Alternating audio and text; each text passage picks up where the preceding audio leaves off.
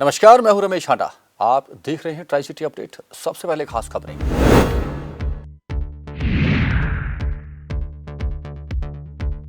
Tri city में फिर आने लगा कोरोना के मरीज। विदेशों से आने वालों को 7 दिन तक रहना हुआ क्वारंटाइन।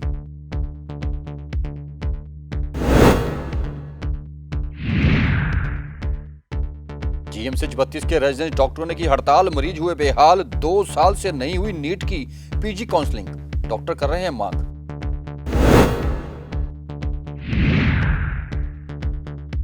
और नया गांव में समस्याओं की भरमार, लोग हैं परेशान। कोरोना ने एक बार फिर ट्राई सिटी में दस्तक दे दी है। शुक्रवार को जहां ट्राई सिटी में कोरोना के 30 नए मामले आए, वहीं वीरवार को यह संख्या 22 थी, जिसके बाद प्रशासन में हड़कंप मच गया है। नई गाइडलाइंस जारी हो रही हैं और लोगों को फिर से कोरोना की गाइडलाइन की पालना करने के लिए चेताया जा रहा है। इस संबंध में हमारे संवाददाता ने बात की सेक्टर 16 के अस्पताल के medical superintendent doctor V K Nagpal से। उनका कहना था कि चंडीगढ़ प्रशासन की ओर से इसको लेकर नई एडवाइजरी भी जारी कर दी गई है। उन्होंने लोगों से भी अपील की है कि वह कोरोना के खौफ से अभी दूर नहीं हुए हैं, जिसके चलते उन्हें अभी भी वही सोशल डिस्टेंसिंग अपनाने की ज़रूरत है और मास्क लगाने की ज़रूरत है, जो कि पहले से ही वे लगाते आ रहे हैं।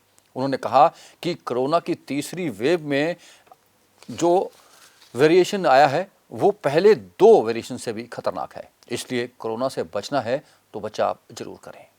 क्या कहा डॉक्टर नागपाल ने, आइए सुनाते हैं। कोरोना ने एक बार फिर शहर में दस्तक दे दी है। कोरोना के केस एक बार फिर बढ़ने शुरू हो गए हैं और ये कोरोना की 3rd वेव है, जिसको लेकर लगातार पहले ऐसी बातें की जा रही थी, लेकिन अब कोरोना की 3rd वेव शहर में पैर पसार रही है। ये कहना है सेक्टर 16 अस्पताल के medical superintendent doctor V K Nagpal का। और लोग अभी भी इससे सबक नहीं ले रहे हैं और ये आंकड़ा अभी और बढ़ सकता है। पिछले 2 दिनों की बात करें तो कोरोना के केस बढ़े हैं और रोजाना 8 से 9 कोरोना के नए मरीज सामने आ रहे हैं, जो कि चिंताजनक है। चंडीगढ़ प्रशासन की ओर से इसको लेकर एडवाइजरी भी जारी की गई है और लोगों से अपील की गई है कि लोग भीड़-भाड़ वाले इलाके में ना निकले और कोविड एप्रोप्रिएट बिहेवियर का पालन करें और लगातार मास्क पहने और सैनिटाइजर का इस्तेमाल करें। देखिए, इसकी कोरोना की जो तीसरी वेव जो है उसने दस्तक दे दी है यहाँ पर, और हमारा स्वास्थ्य विभाग जो है इसके लिए पूर्ण रूप से तैयार है। हमने तैयारी काफ़ी पहले शुरू कर दी थी, लेकिन जब तक हमें जनता का सहयोग जो है, ये जन आंदोलन नहीं बनेगा, तब तक हम तीसरी वेव पर काबू करने के लिए सक्षम नहीं हो पाएंगे। सर, अभी भी देखा जा रहा है बाज़ारों में जिस तरह से भीड़ भाड़ है, लोग अवेयर नहीं हैं, उनके लिए क्या कहना चाहेंगे आप? देखिए, आपके माध्यम से मैं ये बात अपील करना चाहूँगा आम जनों से कि जो है कि कहीं ऐसा ना हो कि दूसरी वेव की भांति जैसे पहले हुआ था, लोगों की लापरवाही हमारे पर भारी पड़ गई थी, इस बार ऐसा ना हो। यदि समय पर चेत जाए तो ज़्यादा अच्छा रहेगा। जो कोविड के नियम हैं, कोविड के उसकी अनुपालना करें पूर्ण रूप से, ताकि तीसरी वेव जो है वो ज़्यादा घातक ना सिद्ध हो सके। इसके लिए स्वास्थ्य विभाग जो है उसने अपनी पूरी तैयारी कर ली है यहाँ पर, और इसमें जो है हम लोगों के घरों पे जा कर हर घर दक्षत के रूप में जो है बेसिक जो हमारे यहाँ पर एरिया का स्टाफ है वहाँ पर, वो लोगों के घरों में भी जा रही है, वहाँ पे मोहल्ले में जा रही है, वहाँ पे लोगों को इस बारे में जागरूक किया जा रहा है, लोगों को बताया जा रहा है, और मोहल्लों में जाकर भी लोगों का टीकाकरण का अभियान हमने शुरू किया है। और हमें पूरी उम्मीद है कि बहुत जल्दी जो है हमारा जो जितना भी हमारा लक्ष्य है, जो निर्धारित लक्ष्य है, वो हमारा पूरा हो जाएगा। सर, हॉस्पिटल में किस तरह के आपने इंतजाम किए हुए हैं? तीसरी वेव के मद्देनज़र हम लोग पूर्ण रूप से तैयार हैं। अस्पतालों के अंदर हमारे यहाँ पर ऑक्सीजन की पर्याप्त मात्रा है, ऑक्सीजन की बिल्कुल भी कमी नहीं है। यहाँ पर बच्चों के लिए वेंटिलेटर्स की व्यवस्था की गई है और जितनी बाकी चीज़ें रहनी उसकी व्यवस्था पूर्ण से की जा रही है। हमने यहाँ पर अपने जितने बच्चों के डॉक्टर हैं, यहाँ पर 40 स्पेशलिस्ट हैं, उनका प्रशिक्षण दे दिया गया है, और जो हमारा पैरामेडिकल स्टाफ है उसका प्रशिक्षण जारी है, और हम लोग तीसरी वेव से लड़ने के लिए पूर्ण रूप से सक्षम हैं और तैयार हैं। सर, लोगों से यदि कहा जाए कि खुद आकर वो जब बुखार हो तो खुद मेडिसिन वगैरह ना लें, हॉस्पिटल या डिस्पेंसरी में जाकर इसकी चेकिंग कराएं, इसके लिए क्या कहेंगे?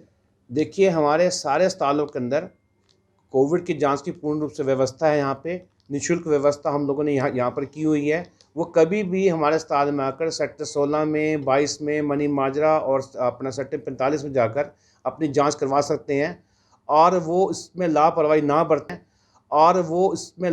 ना बरतें ये उनके लिए भी अच्छा है और सभी के लिए अच्छा, समाज के लिए भी अच्छा है, क्योंकि कोविड का यदि एक भी मरीज यहाँ पे शहर के अंदर घूमता मिला यदि इसके अंदर, उस कारण से कई लोगों को इसका संक्रमण का खतरा हो सकता है। यदि डॉक्टर साहब देखा जाए तो इस वक्त हॉस्पिटल में कितने कोविड के मरीज हैं या कितने क्वारंटाइन आपने किए हुए हैं, इसका कोई किस तरह से? देखिए, इस समय हमारे पास कोविड के केवल 2 ही मरीज़ हैं, लेकिन यदि तीसरी वेव का जैसे हमें आ रहा है कि अपना समाचार पत्रों के माध्यम से या सरकार के द्वारा जो हमें सूचनाएं आ रही हैं, यहाँ पे चेतावनी आ रही है हमारे पास यहाँ पे, और कभी भी कोविड के केसेस यहाँ पे बढ़ सकते हैं, जिसके लिए हमने पूर्ण रूप से तैयारी की हुई है।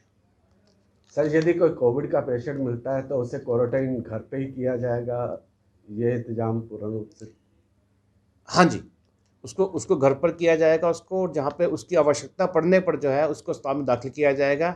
हमारी स्वास्थ्य विभाग की टीमें जो हैं उसका घर जाके उसका मुआयना करेंगी, उसको एग्जामिन करेंगी, और जैसा भी उपचार की व्यवस्था होगी उसके लिए आवश्यक होगा वो उसको दिया जाएगा। गौरतलब है कि कोरोना की थर्ड वेव को लेकर स्वास्थ्य विभाग की ओर से पहले ही सभी पुख्ता प्रबंध कर लिए गए हैं और ऑक्सीजन की काफी मात्रा उपलब्ध है और आईसीयू वार्ड भी बनाए गए हैं। अभी सेक्टर 16 अस्पताल में कोरोना के 2 मरीज हैं, लेकिन इस थर्ड वेव से बचने की जरूरत है और लोग भी सावधान रहें, जिसको लेकर विभाग द्वारा लगातार लोगों को जागरूक किया जा रहा है। पंजाब केसरी टीवी के लिए चंडीगढ़ से भगवत सिंह की रिपोर्ट। वहीं कोरोना की तीसरी वेव के तहत चंडीगढ़ प्रशासन ने भी नई एडवाइजरी जारी कर दी है। अब एयरपोर्ट पर विदेशों से आने वाले हर एक यात्री को RT-PCR टेस्ट करवाना होगा, 1 सप्ताह के लिए क्वारंटीन रहना होगा, 1 सप्ताह के बाद दोबारा RT-PCR टेस्ट होगा और नेगेटिव आने के बाद ही उन्हें अपने घर तक जाने दिया जाएगा। यह एडवाइजरी कल से ही लागू हो जाएगी। इसके लिए चंडीगढ़ प्रशासन ने पुलिस को भी सख्त निर्देश दिए हैं। क्वारंटाइन हुआ व्यक्ति पुलिस की देख में रहेगा। नेगेटिव आ जाने के बावजूद भी विदेशों से आए नागरिकों पर पुलिस नजर रखेगी। चंडीगढ़ की सीमा से सटा है नया गांव। हालांकि यह मोहाली में आता है, लेकिन चंडीगढ़ से अधिकांश लोग यहां आते जाते रहते हैं। नया गांव के लोग खासी समस्याओं का सामना कर रहे हैं। ना तो यहाँ सफाई व्यवस्था सुचारू है, ना ही सीवरेज प्रणाली ठीक से काम कर रही है, ना ही सड़कों की दुर्दशा ठीक हो पाई है। लोग कई दफा यहाँ के MLA, यहाँ के स्थानीय पार्षदों और नगर कौंसिल के समक्ष अपनी गुहार लगा चुके हैं, लेकिन उनकी कोई नहीं सुनता। हमने भी नया गांव का दौरा कर लोगों की समस्याएं जानने का प्रयास किया। चंडीगढ़ के बिल्कुल साथ नया गांव का एरिया आता है, जो कि मोहाली जिले के अंतर्गत पड़ता है। लेकिन नया गांव में समस्याओं का अंबार है, जिनकी और बिल्कुल भी ध्यान नहीं दिया जा रहा। चुनावों के दौरान यहाँ नेता नजर आते हैं और उसके बाद 5 साल तक कोई नजर नहीं आता। चाहे बात सड़क की हो, सफाई व्यवस्था की हो, स्ट्रीट लाइट की हो या लावारिस मवेशियों की, यहाँ समस्याओं का अंबार है, जिसको लेकर स्थानीय लोग कई बार अपनी आवाज उठा चुके हैं, लेकिन उनकी समस्याओं का अभी तक कोई हल नहीं निकल पाया है।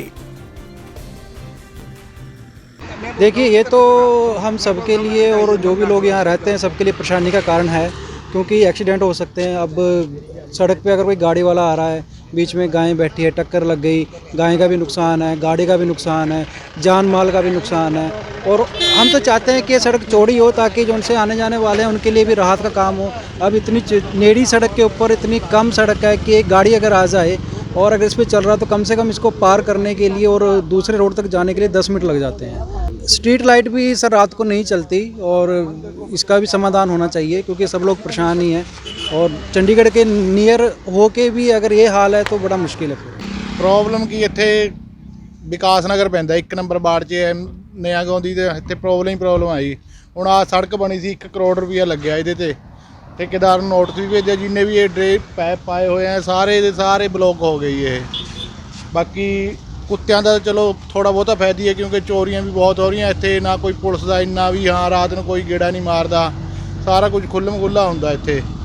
ਕੋਈ ਕਿਸੇ ਦੇ ਬਾਕੀ ਗਿਆ ਦਾ ਆਵਾਰਾ ਪਸ਼ੂਆਂ ਦੀ ਬਹੁਤ ਵੱਡੀ ਸਮੱਸਿਆ ਇੱਥੇ, ਬਹੁਤ ਐਕਸੀਡੈਂਟ ਹੋਣ ਦਾ। ਇੱਕ ਸੜਕ ਬਹੁਤ ਜ਼ਿਆਦਾ ਛੋਟੀ ਬਣਾਈ ਹੋਈ ਹੈ, ਇਹ ਸੜਕ ਥੋੜੀ ਚੌੜੀ ਹੋਣੀ। ਪਹਿਲੇ ਟ੍ਰੈਫਿਕ ਘੱਟ ਸੀ ਇੱਥੇ, ਹੁਣ ਟ੍ਰੈਫਿਕ ਬਹੁਤ ਜ਼ਿਆਦਾ ਵੱਧ ਗਿਆ ਜੀ ਇੱਥੇ, ਜਿਹਦੇ ਕਰਕੇ ਮਿੰਟ ਬਾਅਦ ਇੱਥੇ ਐਕਸੀਡੈਂਟ ਹੋਣ ਦਾ ਖਤਰਾ ਰਹਿੰਦਾ ਜੀ। ਇਹ ਗਿਆ ਕੂੜਾ ਸੜਕ ਦੇ ਉੱਤੇ ਫੇਂਕਦੇ ਆ, ਗਿਆ ਕੂੜੇ ਦੇ ਉੱਤੇ ਜਾਂਦੀਆਂ, ਉਹਦੇ ਕਰਕੇ ਗਿਆ ਅੱਗੇ ਆ ਜਾਂਦੀਆਂ ਜੀ। कई बार की बहुत बार एक्सीडेंट हुआ है ये। ये बहुत ही कंजस्टेड सड़क है, खुड्डा लौरा से लेकर ये अप टू गेट नंबर 2 तक ये बहुत ही कंजस्टेड सड़क है। मेरी तो प्रार्थना है प्रशासन से, ये नगर निगम नया गांव से भी और नगर निगम चंडीगढ़ से भी, यूटी से भी मेरी प्रार्थना है कि ये यूटी का एरिया आता है, यूटी वाले इसकी बाइडिंग करें और यूटी वाले इसको चौड़ा करें। यूटी वालों की वजह से यहाँ पर जो है हमारी सड़क में आने जाने में बड़ी जो सुविधा है उसमें बड़ी कठिनाई आ रही है, बहुत ही ज़्यादा कठिनाई आ रही है। और इस सड़क की बाइंडिंग होना 2 foot right side 2 foot left side भी अगर ये हो जाए तो हमारा ये डबल लाइन हो जाएगी। डबल लाइन से जो है दुर्घटनाएं बच जाएगी और गाय पशु भी बच जाएंगे और लोग भी बच जाएंगे। मैक्सिमम जो यहाँ पाया गया कि भाई स्कूटी वगैरह और जो ये 2 व्हीलर्स है और गाड़ियाँ आपस में टकराती है, 2 व्हीलर्स मैक्सिमम गाय बच्चों के साथ टकराते हैं, गिरते हैं और हर रोज़ यहाँ पर एक्सीडेंट होते हैं। हालांकि इसके अलावा लोगों ने और भी कई समस्याएं बताई। ऐसे में अब देखना ये होगा कि कब तक इनकी समस्याओं का हल किया जाता है। पंजाब केसरी टीवी के लिए चंडीगढ़ से भगवत सिंह की रिपोर्ट।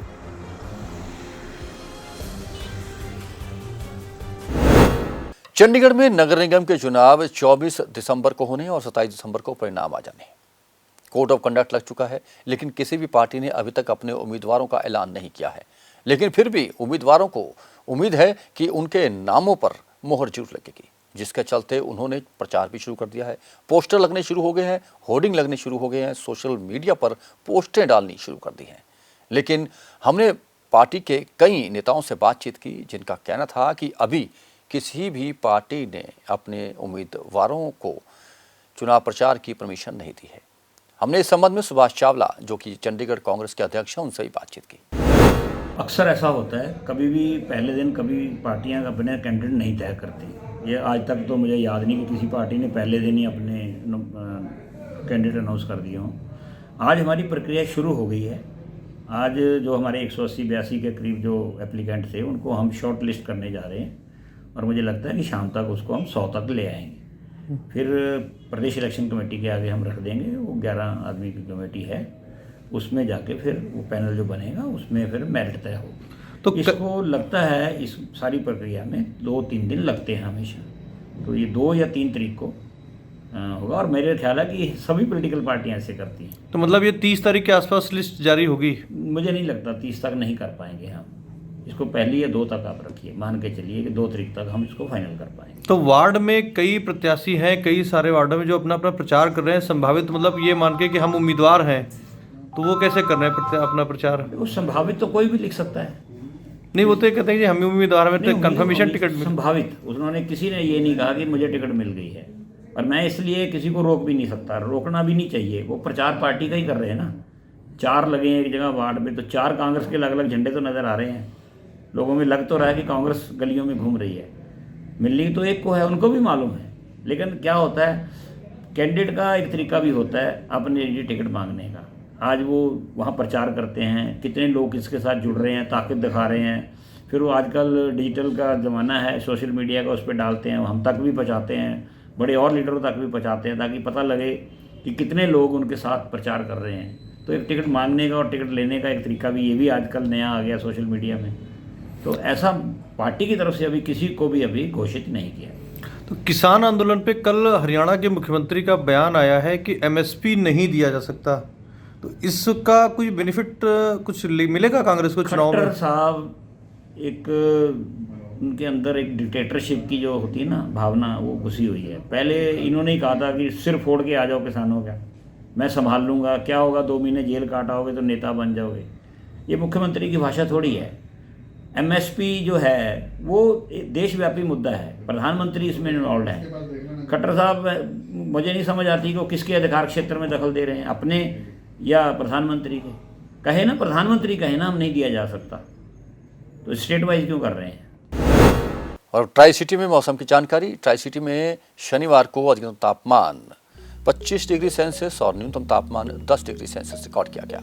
मौसम में नमी की अधिकतम मात्रा 64% रिकॉर्ड की गई। आने वाले 24 घंटों में भी आसमान साफ रहेगा, धूप खिली रहेगी और तापमान में कोई खास अंतर नहीं आएगा। रात को शीतलहर भी चल सकती है। ट्राई सिटी अपडेट में अब तक के लिए बस इतना ही।